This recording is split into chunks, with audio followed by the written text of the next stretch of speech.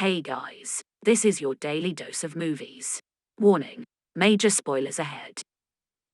Sand, sand, as far as the eye can see, a hero with a very ordinary name, Finch. St. Louis post-apocalyptic ruins, robotics engineer Finch lives alone with his dog Goodyear and helper robot dog Dewey in an underground St. Louis laboratory once owned by the company he worked for before the cataclysm. Finch, Goodyear and Dewey have lived there since a solar flare damaged the ozone layer and killed the majority of the Earth's population, owing to excessive radiation exposure and violent weather. You might be wondering why the dog is named Goodyear. It's simple. Finch was at a shop, seeking for groceries when he saw a woman and her kid. The mother had told the girl to kill everybody she sees. A guy in a vehicle approached him, murdering the mother and daughter. Finch, on the other hand, sat there and did nothing, now regretting his actions. After the guy left, Finch walked over to the girl's bag, which had fallen into a hole in the Goodyear tire, where he discovered Goodyear as a puppy, and has cared for him ever since. This is revealed later in the film, when Finch has a flashback. Finch and Dewey go scavenging. They are caught in a gust of wind and sand, but Finch manages to flee after taking the doggo treats. He also marks the shop as empty before fleeing, so he knows where he's been and nothing is left. A massive sandstorm approaches as they travels home through the ruins and sandy streets. They return safely and quickly inside. It turns out that Finch is dying from radiation poisoning and is seeking for a way to care for Goodyear when he dies. That's why he is making another robot, specifically to take care of his dog Goodyear. Robot, later named as Jeff, is programmed that in case of Finch's absence he must protect Goodyear. Finch also removes Dewey's eyes so Jeff can see, which makes Dewey very unhappy. Finch finishes up on a robot he's working on. After a few hiccups, Jeff starts nodding in response to Finch's remarks and develops its own muffled speech. Finch is proud of his accomplishment, but Goodyear isn't pleased with Jeff. In fact, he dislikes him because all of the attention is focused on him rather than on Goodyear. Because Finch has given it more information than all the encyclopedias, Jeff begins to reflect the knowledge that Finch has implanted in it. For example, full instructions on how to care for and train a dog, what people do all day, The Little Prince, and many more, as Finch wants Jeff to take the best possible care of Goodyear. Later, Finch connects Jeff to a weather station, which predicts that an impending superstorm will last 40 days, and Finch realizes that the facility cannot feed him or Goodyear for that long, but they must only wait until Jeff can walk before setting off. Finch's entire focus is now on teaching Jeff to walk like a human. Before leaving, Finch realizes he took Dewey's eyes to implant in Jeff and gives Dewey another eye, a camera, so Dewey can continue to assist him in scavenging. Goodyear chases Jeff until he falls. Finch takes Goodyear, the robots. Now the group is ready to go, after Jeff has learned how to walk properly.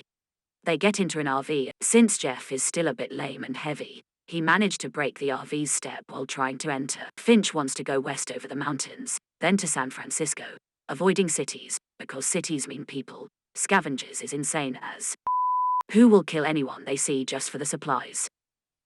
Finch has a few photos of landmarks that he shows Jeff during their trip, and a postcard of the Golden Gate Bridge, sent by his dad when Finch was 15. The postcard tells Finch to see the world and suggests they should meet up at some point. Finch later tells Jeff that he never did see the world, and he also never heard from his father again. Finch cherished the postcard and decided to visit the Golden Gate Bridge to meet his estranged father. He even bought a white suit to impress his old man, but he never took the step. He never moved out of Missouri, and he got mixed up with health, life, and everything in between. Then a solar flare struck the Earth, making the journey seem impossible. When Finch realized that his days were numbered, he finally decided to stand on the Golden Gate Bridge and feel how it felt. Finch also attempts to finish programming Jeff while on the road since the data transmission was not completed when they had to depart. After leaving the bunker, they first travel to a town where Finch explains to him that the solar flare has left the ozone layer wholly, so it's like Swiss cheese up there. Jeff now is trying to find some Swiss cheese up there. Sadly, he's not able to locate any. They break into the cinema where Finch teaches Jeff about finding supplies. Inside, they find some unused, 15 years out-of-date popcorn and pop it outside in the heat. When a tornado approaches, they must attach the RV to the ground, where Jeff can use all his strength to drive a nail deep into the ground. As it passes, they seek refuge indoors.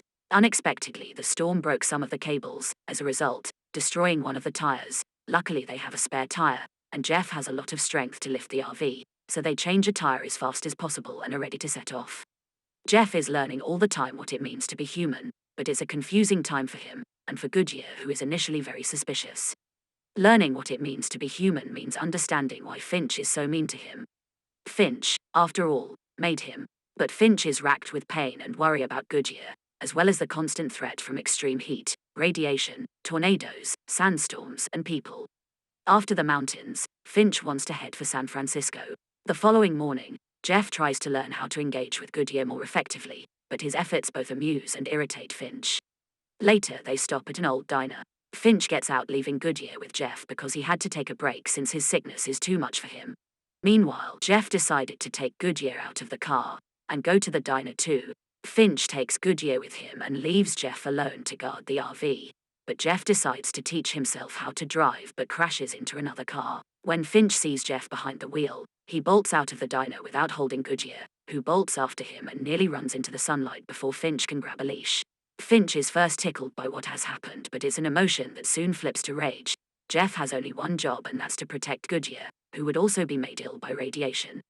His bad-tempered, worried parent routine, "I know you were born yesterday, but it's time for you to grow up," soon becomes more crushing, telling Jeff, "Looking after Goodyear is the only reason you exist."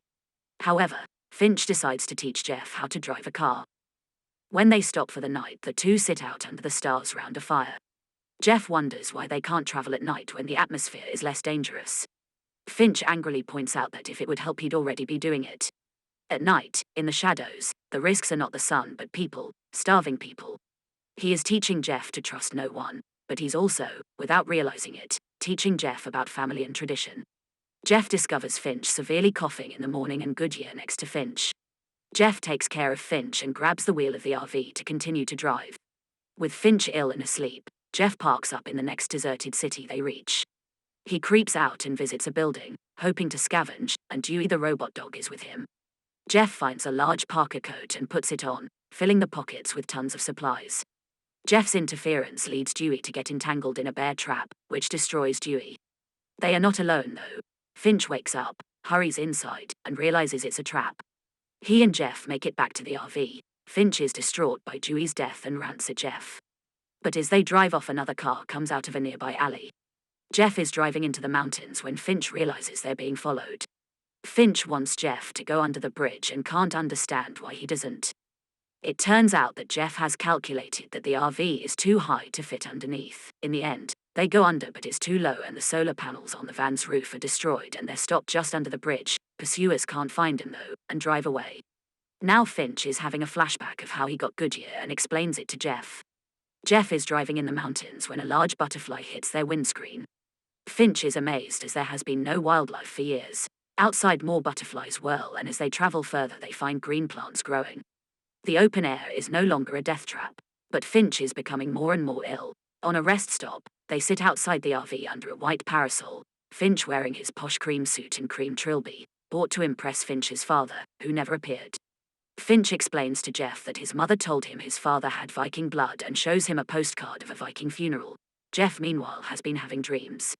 After their talk, Jeff wants to leave immediately for San Francisco, but Finch bluntly tells him he's dying and asks Jeff to promise to do what is right for Goodyear. Finch starts to teach Jeff how to play with Goodyear. At first, it goes badly, but gradually both get the hang of it. Helped by Jeff, Finch, coughing blood, wants to return to the RV. Jeff asks if he can do something and Finch tells him he already has. They hug, then Finch goes into the van and soon dies. Outside, Jeff hears Goodyear howling over his master. Jeff gives Finch as near as possible a Viking funeral, the body wrapped, topped with Finch's helmet, and burnt on a pyre.